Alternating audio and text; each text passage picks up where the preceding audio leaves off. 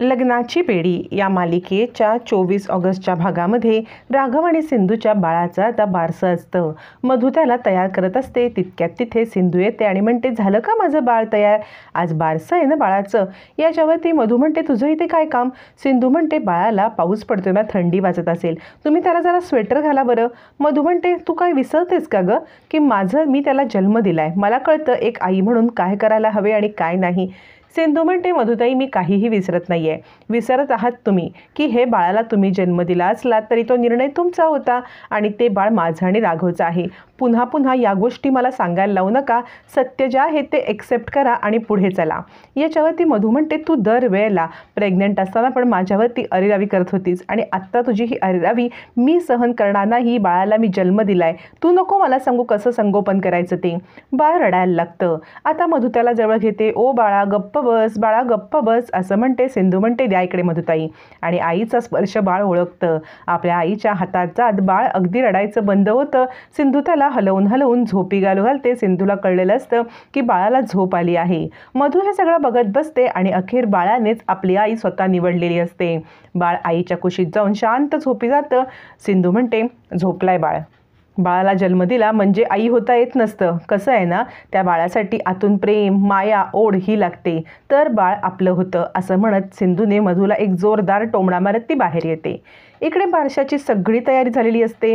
जय्यत तयारी असते. रत्नपारखी सगळे खुश असतात. सिंधू बाहेर येते. बाहेरची तयारी बघते. त्यावेळेला राजश्री म्हणते, अगं बाळ कुठे आहे? रत्नाकर म्हणतो, अजून बाळराजे तयार झाले की अजून तयारी व्हायची आहे? सिंधू म्हणते, आहे मधुताई तयार करतायत, त्याला घेऊन येत आहेत. मधू आता बाळाला घेऊन बाहेर येते आणि मधूच्या चेहऱ्यावरती असा आनंद असतो जसं की आपलंच बाळ आणि आपलंच बाळ आपण मिरवायचं. आता मात्र राजश्री म्हणते, राणी ये इकडे. आता राणीच बाळाला घेऊन तिकडे बसते. राजश्री काहीच बोलत नाही, तिची आरती करते. मग मात्र राजश्री सिंधूकडे बघते आणि म्हणते, सिंधू ये. मग सिंधू मोठ्या दिमाखामध्ये मधूच्या हातातून बाळ काढून घेते आणि स्वतः बसते. मग राजश्री म्हणते, राघव तू पण ये. आता खरा हक्क ज्याचा असतो त्याला हक्क राजश्रीने दिलेला असतो. मधूची लुडबुड तिथून संपलेली असते. नाईलाजाने मधूला जागेवरून उठायला लागतं, कारण खऱ्या आईबाबांनीच बाळाला घेऊन बारसं करायचं अशा रीतीप्रमाणे राजश्रीने सिंधूला तिचा हक्क मिळवून दिलेला असतो. मधूला मात्र जळफळाट होतो. मधू बाजूलाच उभी राहते. राजश्री म्हणते, राघव तू पण बस की. आणि राघव आणि सिंधू दोघांची ही राजश्री छानपैकी आरती करते. सिंधूला कुंकू लावते. आता इकडे दोघांची आरती होत असते. बाळाचं पूजन होत असतं आणि सगळेजण छानपैकी सोहळा एन्जॉय करत असतात. सिंधू या आनंदाच्या क्षणासाठी खूप दिवस वाट पाहत असते. तो क्षण आलेला असतो. रुक्मिणी म्हणते, चला करायचं का बाळाचं बारसं? बाळाला पाळण्यात घालूया आणि नाव ठेवूया की. त्याच्यावरती आता मात्र रुक्मिणी म्हणते, पाटा वरवंटा कुठे आहे? त्याच्यावरती ऋतुजा म्हणते, हो मी रेश्माला सगळी तयारी करायला सांगितले. रुक्मिणी म्हणते, असं का? तू हे सांगायचं आणि आम्ही विश्वास ठेवायचा.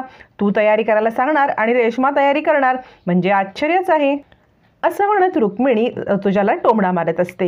ऋतुजा म्हणते, हे काय वहिनी, म्हणजे मी काहीच करत नाही असं म्हणायचं आहे का तुम्हाला? आता सगळेजण पुन्हा एकदा बारशाकडे वळतात. बाळाला पाळण्यात घातला, नाव कुणी ठेवायचं? कारण राखी आत्या तर आलेलीच नसते. रुक्मिणी म्हणते, राखीच्या वतीने नाव मी ठेवणार असं म्हणत आता इकडे नाव काय ठेवायचं याच्यावरती चर्चा चालू असते. त्यावरती रुक्मिणी म्हणते, नाव आलंय, वरूनच नाव ठेवायचं. सिंधू म्हणते, थांबा, आमचं नाव ठरलंय, बाळाचं नाव वंश ठेवायचं ठरलंय. रुक्मिणी म्हणते, वंश हे कसलं नाव आहे? याच्यावरती ऋतुराज म्हणतो, हो तर वर नाव आलंय ना, मग काहीतरी चांगलं नाव ठेवा की. हे कसलं वंश नाव? असं म्हणत आता इकडे ऋतुराज पण वंश नावाला नाराजी सांगतो. तोपर्यंत राघव म्हणतो, काकू हे न बाळ जन्माला यायच्यापासून आमचं नाव ठरलंय. वंश म्हणजे राघवमधला व आणि सिंधूच्या सचा श असं आम्ही नाव ठरवलेलं आहे. बाळाचं नाव आम्हीच ठरवणार. याच्यावरती मधू म्हणते, म्हणजे मी बाळाला जन्म दिला तर मला नाव ठेवण्याचा अधिकार नाही का? वरून नाव आहे तर अद्वैत वगैरे नाव कसं वाटते? गणपतीचं नाव आहे. सिंधू म्हणते, बाळाला जन्म देण्याचा निर्णय तुमचा होता, तुम्हाला कोणी फोर्स केला नव्हता. नाव ठेवण्याचा अधिकार खऱ्या आईबाबांना आहे. तुम्ही मध्ये न पडलात तर बरं असं म्हणत सिंधू आता मधूला सडेतोड उत्तर देते. रुक्मिणी म्हणते, ही कुठची पद्धत झाली सिंधू तुझी बोलायची? तुम्ही दोघांनीच नाव ठरवायचं असं थोडी आहे. नाव आलंय ना, तर अद्वैत नाव काय वाईट आहे? गुरुजींनी नाव सांगितले ना. सिंधू म्हणते, ठीक आहे, गुरुजींनी नाव सांगितले, मग आपण अंकुर नाव ठेवूया. कसं वाटते राघव? राघव म्हणतो, मला पण हे नाव चालेल, अंकुर. याच्यावरती रुक्मिणी परत आडते आणि म्हणते, तुमचा हट्टीपणा मी चालू देणार नाही. अंकुर नाव चालणार नाही, नाव ठेवायचं तर अद्वैतच. राघव म्हणतो, काकू हट्टीपणा कोण करतंय? हट्टीपणा तू करतेस, अगं का असं सगळं करतेस?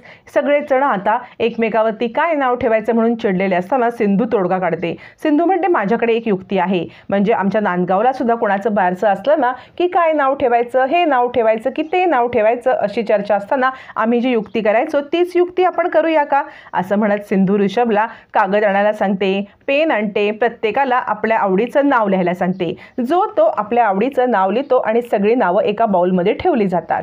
त्यातलं आता एक नाव उचलून तेच नाव बाळाचं असं आता कन्फर्म होणार असतं, म्हणजे कोणाचाही काहीही प्रश्न नसतो. आणि नाव उचलण्याची जबाबदारी रुक्मिणीवरती येते. बाउलमध्ये नाव ठेवले जातात. रुक्मिणी एक नाव उचलते आणि ते नाव आता बाळाच्या कानात ती सगळ्यात पहिले सांगायला लागते. कुणालाही न सांगता ते नाव ती बाळाच्या कानात सांगते. नाव आलेलं असतं अंकुर. आता अंकुर नाव आल्यावरती सगळेजण खूप खुश होतात आणि रुक्मिणी म्हणते बाळाचं नाव अंकुर, काय सिंधू झालं मनासारखं? सिंधू खूप खुश होते आणि अंकुर नाव बघून बाकीचे पण सगळे आनंदात. मधूचा चेहरा मात्र पडतो. इकडे राजश्री सुद्धा खूप खुश होते, टाळ्या वाजवायला लागते.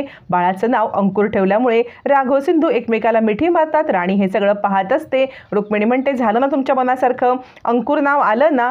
आता तोपर्यंत तावातावात मधू येते आणि म्हणते सिंधू दे बाळाला, त्याला फिडिंग करायची, भूक लागली असेल. सिंधू काही न बोलता गपगुमान ते बाळ मधूकडे देते. मधू विचार करते नेहमी टिरूटिरू करणारी ही मुलगी, मला नेहमी सतत घालून पडून बोलणारी ही सिंधू आज बाळ अचानक माझ्याकडे नमूटपणे देते. नक्की हिचं चाललंय तरी काय, असा विचार करत मधू आता मुद्दामच काहीतरी विचार करते की नक्कीच सिंधूच्या मनात काही चाललंय का. पण सिंधूच्या मनामध्ये मधूला एक्सपोज करण्याचा विचार असतो. सिंधू आता बरोबर मधूचा सगळ्यांसमोर डाव आणणार असते आणि त्यासाठी आता सिंधू सज्ज असते. इकडे सगळे पेढे वाटत असतात. त्यावेळेला रत्नाकर म्हणतो माझं बाळ आहे ना, मला पण पेढा हवे, म्हणजे माझा नातू आहे, मी पेढा नाही का खाणार? रुक्मिणी म्हणते हो हो, पण माझं असं म्हणणं आहे की आपण ना 1 वर्ष रायाच्या आठवणीमध्ये कोणतेही सण नको साजरे करायला. रायाची आठवण सगळ्यांनाच येते. रत्नाकर म्हणतो बरोबर आहे, पण माझ्या नातवाचा जन्मदिवस तर साजरा करायला पाहिजे ना. ऋषभ म्हणतो जन्मदिवस साजरा करूया, पण काका तुम्ही पेढे खाऊ नका, कारण राघव दादा आणि सिंधुवहिनी ऑफिसला गेल्यावरती अंकुरला तुलाच सांभाळायचं आहे, फिट राहायला नको का, असं म्हणत सगळेजण रत्नाकरची चेष्टा करत असतात. नातू झाल्याचा आनंद रत्नाकरच्या चेहऱ्यावरून लपता लपत नसतो आणि सगळेजण खुश असताना मधूमध्ये खोडा घालते. जेव्हा सिंधू बाळाला आणायला जाते मधू तिला अडवते आणि म्हणते खबरदार, बाळाला घेतलं असतं. सिंधू म्हणते मी बाळाची आई आहे, बाळाला नाही घेणार तर काय करणार, तुम्ही मला अडवणार आहे कोण? मधू म्हणते जर तू माझं ऐकलं नाहीस तर. याच्यावरती सिंधू म्हणते काय कराल तुम्ही? मधू म्हणते माझ्या बाळाला घेऊन मी कुठून तरी निघून जाईन, म्हणजे ही तुझी आणि बाळाची शेवटची भेट असेल, एवढी गोष्ट लक्षात ठेव.